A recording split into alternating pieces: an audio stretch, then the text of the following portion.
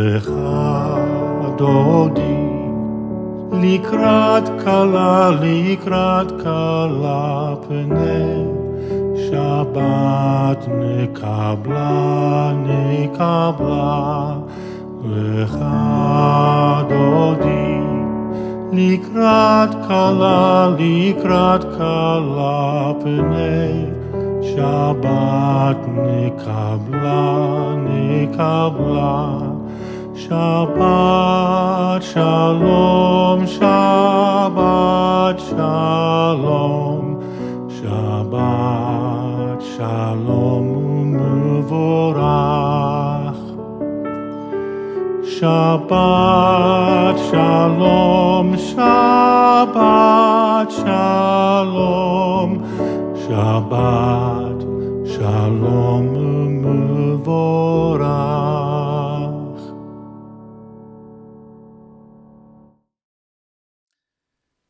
Shabbat Shalom, everyone. It's so nice to know that you're all virtually with me tonight as we welcome Shabbat. It has been a snowy day here in southeast Michigan, and now as we descend into nighttime, we bring some light into our lives by lighting our candles. Baruch haor ba'olam, Baruch haor ba'adam, Baruch haor b'shalom, b'shalom, Baruch haor, Baruch haor b'shabbat.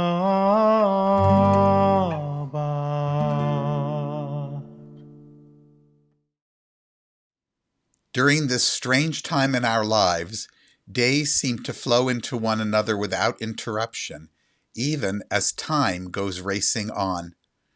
Jewish tradition has focused upon ways to mark time, including the gift of Shabbat, our stepping off point, our pause to appreciate life even under difficult circumstances. Shabbat has always been a time of contemplation, of unhurried moments, of rare respite. These days, its gifts are more welcome than ever. So let us now enter this Shabbat, this ritual pause in our lives. May it serve as a time of tranquility and hope. May it bring us closer to each other, even as we are far apart. May it remind us that no matter where or under what circumstances we may find ourselves, we can calm our minds and lives and just for a moment, simply live. We welcome Shabbat with the song Shalom Aleichem.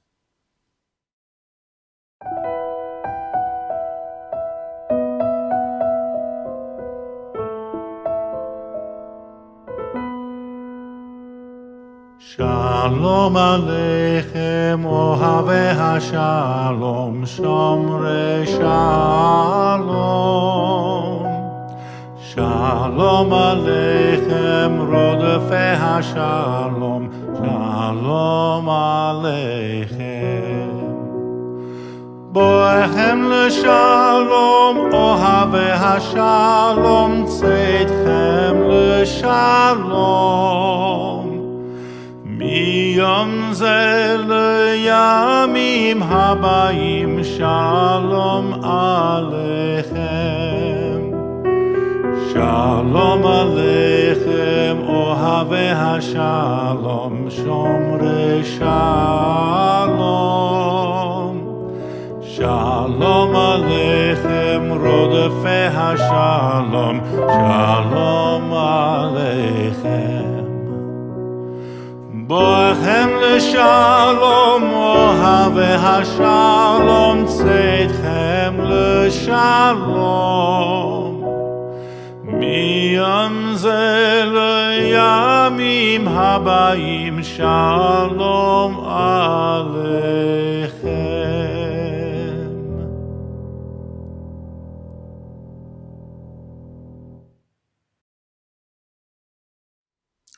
When our ancestors pondered the marvels of nature, they felt moved to praise. They would extol the gods to whom they assigned responsibility for creation. Even today, most people believe that this is the essence of spirituality. We humanists understand it differently.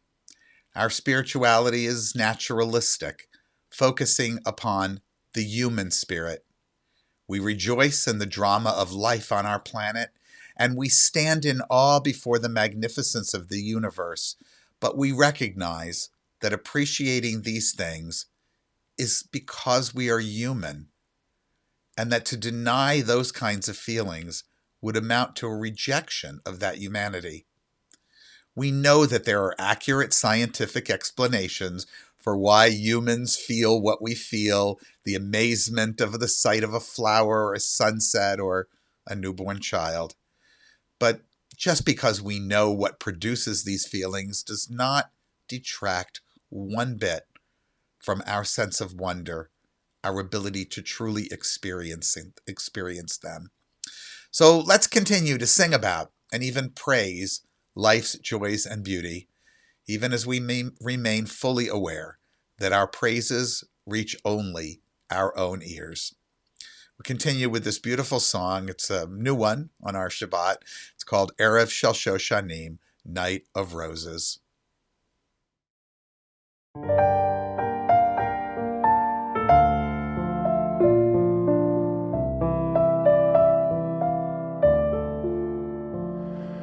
ערב של שושנים נצא נא אל הבוסתן מור וסנים ולבונה לרגלך מפתן לילה יורד לאט ורוח שושן נושבה הווה אלחש לך שיר בלט, זמר של אהבה.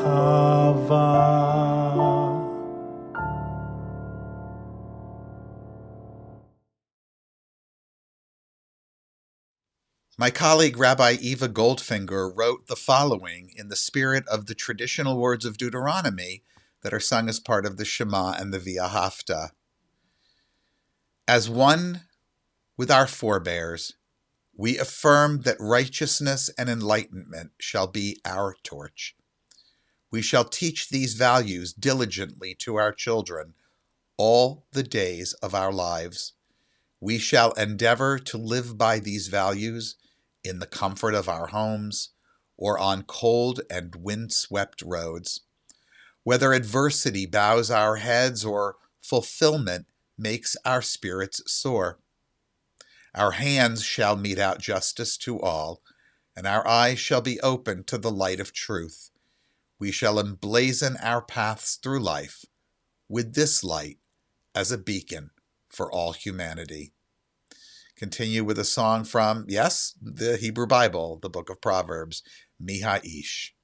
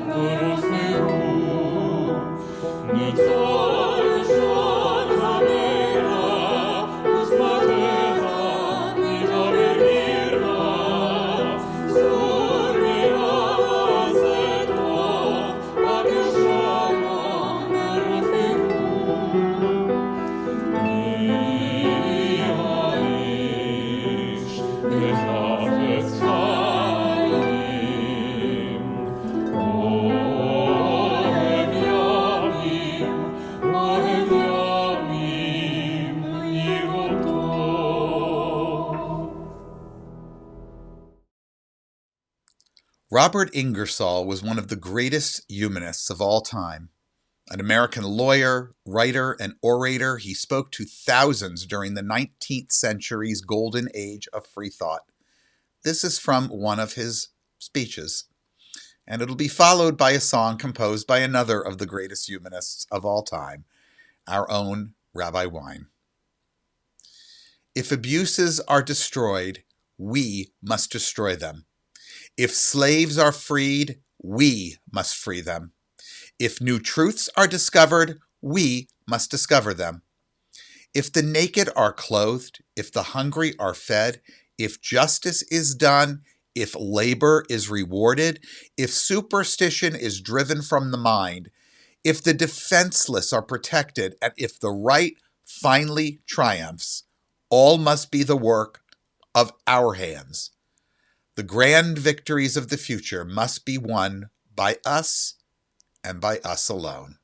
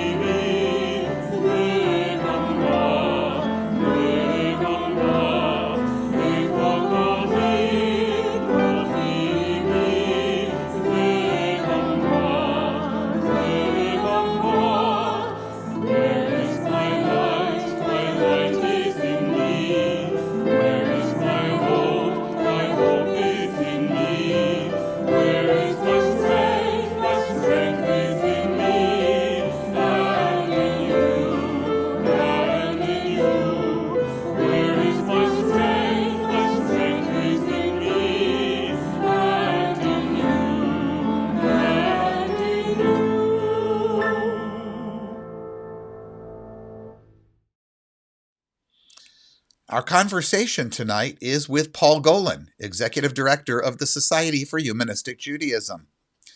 Throughout his professional life, notably his widely recognized work with the Big Tent Judaism and Jewish Outreach Institute, Paul worked with Jewish organizations and movements to help them better understand North American Jewry. From issues of intermarriage to engagement to disaffiliation and inclusion, his writing and activism on these topics were and are prolific in scope and influence. As head of our movement, he has worked to help us navigate these issues and more, becoming also a tireless advocate for the Jewish role in America of advancing the value of secularism. That included founding the SHJ effort, Jews for a Secular Democracy. Tonight, Paul is going to share with us how the initiative is addressing the myth of Judeo-Christian values. Please enjoy this conversation that he and I shared earlier this week.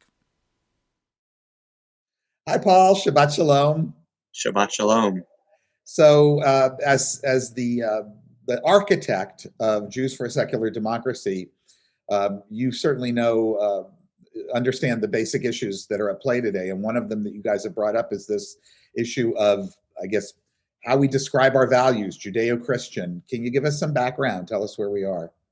Sure. So we wanted to address this phrase that we kept hearing, Judeo-Christian, because of the way that it's used. But first, let me just step back and give a little bit of context around this initiative, Jews for a Secular Democracy, which is that we wanted to come at separation of church and state through a Jewish perspective. And so that's a very specific mission, purposely, because we didn't want to reinvent anybody else's wheels. There are great organizations working for separation of church and state on the secular side of things, and we are involved with them. Society for Humanistic Judaism is a founding member of the Secular Coalition for America, and separation of church and state, major issue for them.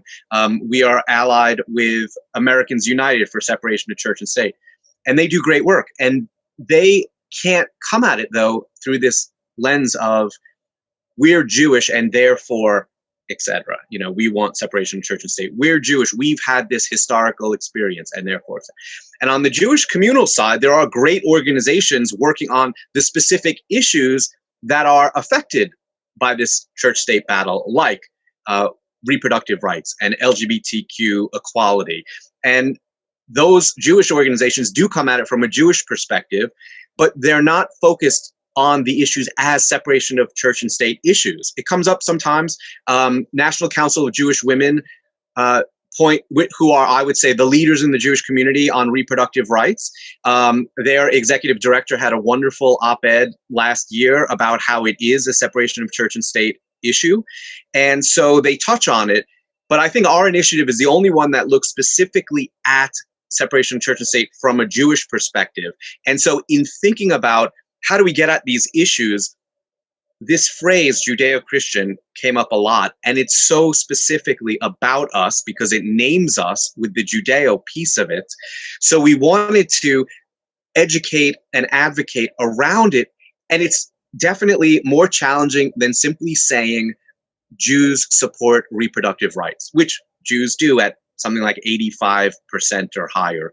And so how do we educate around this? Because a lot of people feel like, well, what's wrong with it? Judeo-Christian, that sounds inclusive, right? It's not just Christian. They're saying Judeo, they're including us. We finally made it, right? And the thing is, they're not including us, they're using us. And that's what we want to kind of get across here, in that the overwhelming percentage of time that the phrase is uttered, it's with an agenda that most Jews disagree with. So let me just kind of drill down on that. So what is a Judeo-Christian value? You know, when I've heard people tell me that they think it's inclusive, they think, well, you know, the 10 Commandments, right? But are the 10 Commandments inclusive of, like, for example, humanistic Jews, where, you know, I think, is it the first commandment that says you shall have no other gods except me? And so there's religious stuff in the 10 Commandments. It's not just the good stuff like thou shalt not kill. And thou shalt not kill is a law in pretty much every human civilization, right? Murder is bad in every civilization, regardless of which god or they were praying to or not. So, you know, our nation was built on secular ideals, our government, and separating out religious ideas. So right off the bat, if you can't find anything else to object to around Judeo-Christian, it's that it excludes huge segments of Americans, including Hindus or Buddhists or people of other religions and people of no religion, right? You've expanded from Christian to Judeo-Christian maybe, but you're now excluding all these other folks who are part of the American fabric. So that's one piece. And the other piece is beyond like just the 10 Commandments. What else are they claiming is a Judeo-Christian value? And frankly, what they're claiming are things like, you know, homosexuality is an abomination, right? They're drawing that from our Bible, not from the New Testament. It's not in the New Testament. They're drawing it from our source text, except our source text is never used as the source because it's always interpreted by the rabbis. You know, it was never intended to just only look at the Bible the way that they pull out, they cherry pick. And of course, they're only picking that and not, you know, no cotton poly blends. That they're okay with that. They're okay with shellfish, like all of those things. They just, you know, that was overridden by Christianity, but we're going to hang on to these little pieces from the Jewish Bible and then call it Judeo-Christian. So they're pulling out the least inclusive stuff from the allegedly Jewish tradition, and then they're claiming that it's the Judeo-Christian tradition. So what we're trying to educate folks about is that, first of all, it's our name being used, and secondly, it's being used in a way that the overwhelming majority of Jews disagree with. And how do we let people know that when you hear that, your ears should perk up, you should ask yourself, how is this being used? And if it is being used in the way we've seen it being used by Christian fundamentalists and Christian nationalists in America, to stand up and say, don't use our name, you know, not in our name.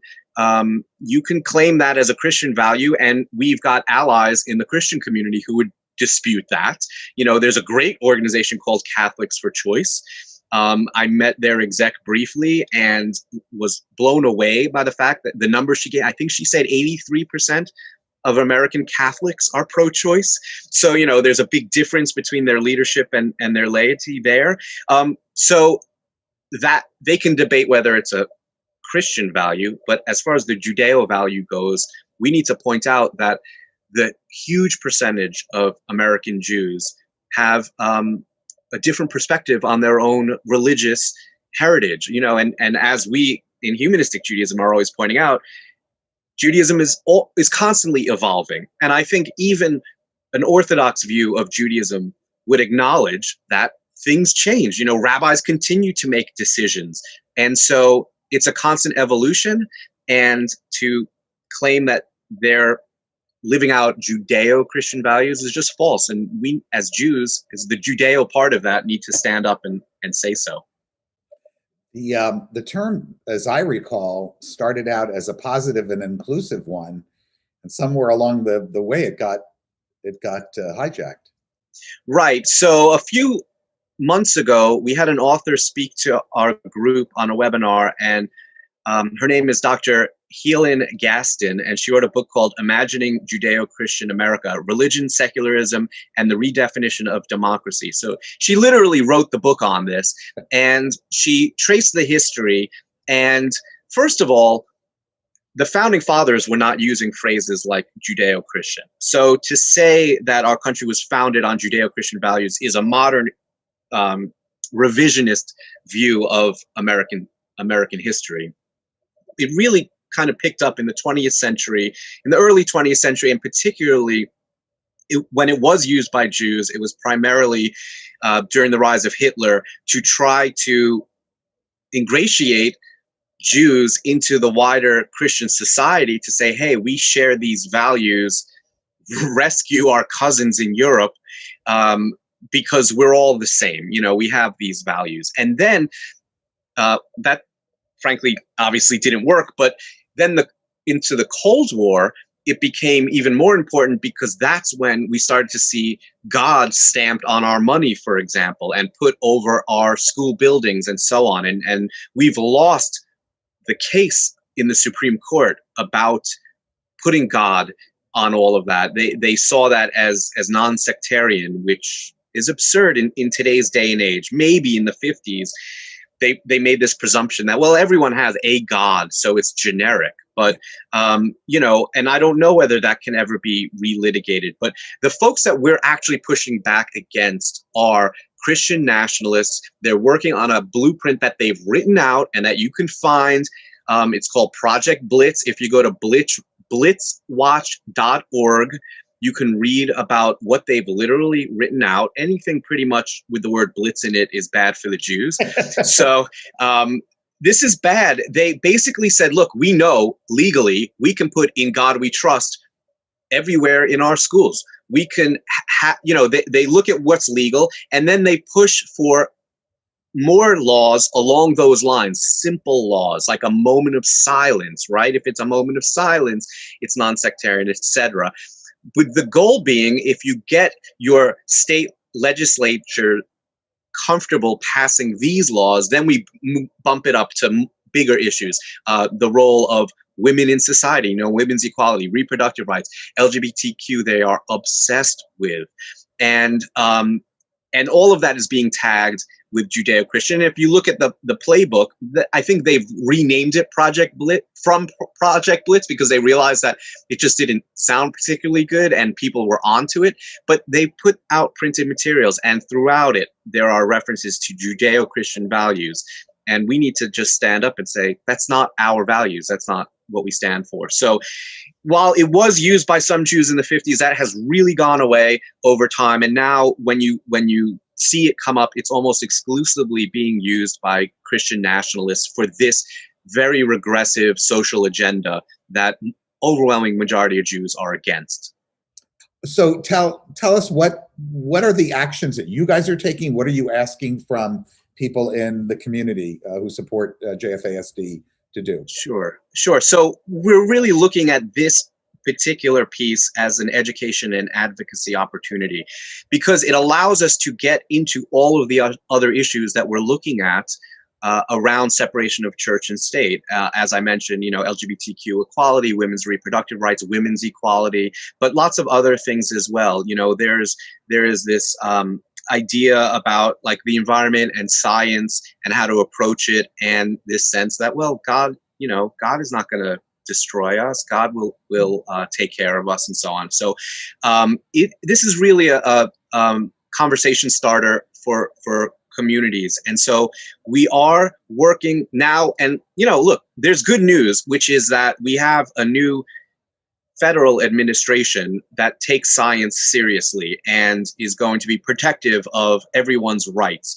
So that's good. But the battle has really on these issues always been on the state level. The Project Blitz was always focused on state, and they've been very well organized on the state level. And so we're really focused on working on the state level. So we've got groups starting in Illinois, Michigan, and Florida, and we'd like to add states as we go. And even in Illinois, which is, in theory, solidly blue, in theory, liberal, there are lots of laws in the legislature that we can look at and say, this is really problematic if you're looking at separation of church and state. And likewise in Michigan. So we've got volunteer leaders in those 3 states, and we're looking for leaders in other states as well that are going to pull people together and dig in on how do we address this issue? How do we make sure that we have a fast response the minute we hear a politician use this phrase, even in error, even as an inclusive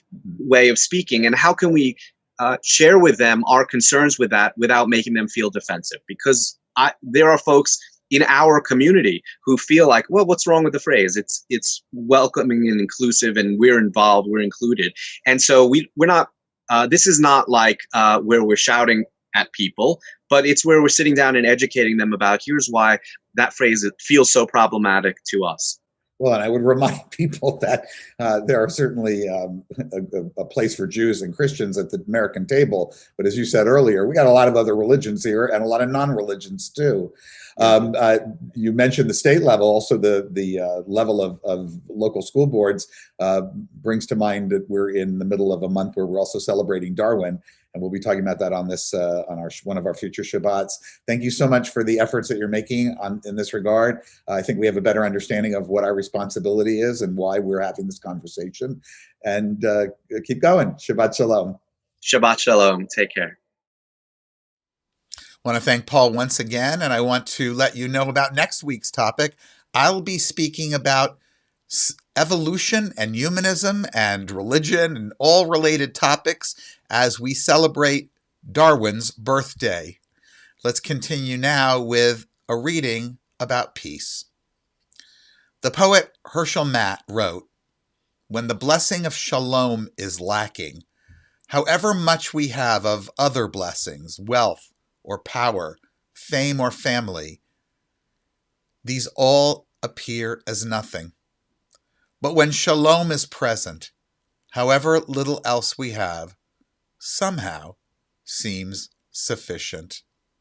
Continue with Naaseh Shalom.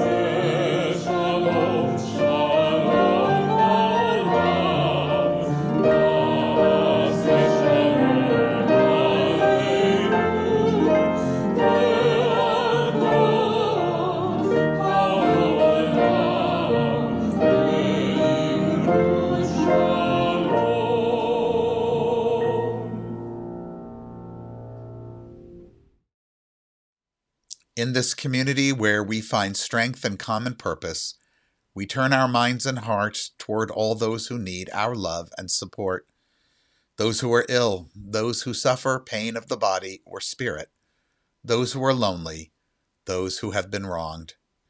Tonight, our well wishes are extended to these members of our community and to their loved ones, to Demi Bird, Karen Hansen, Deborah Luria, Julie Eliason, Karen Tremper-Harris, Myron Tink, and Rabbi Peter Schweitzer.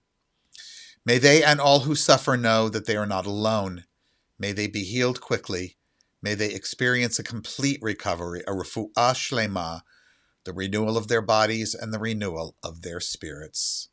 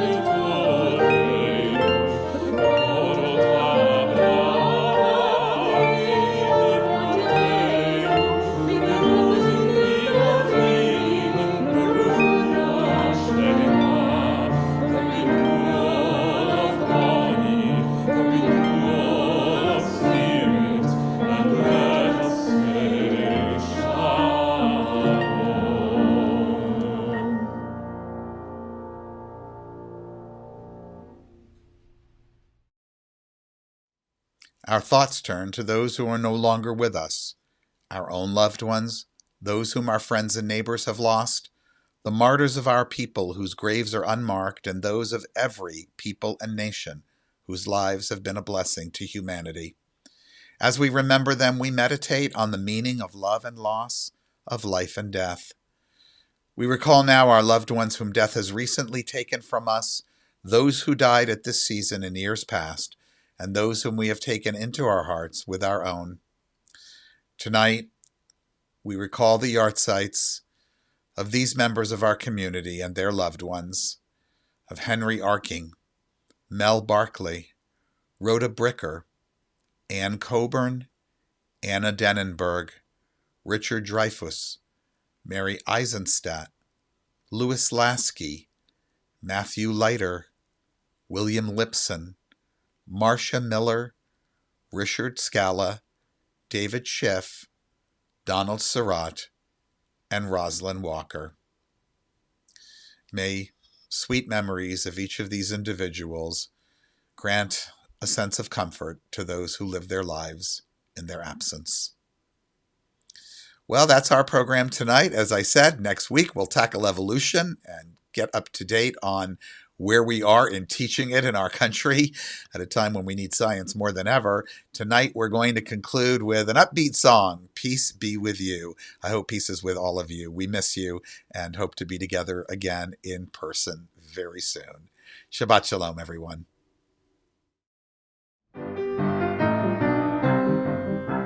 Peace be with you.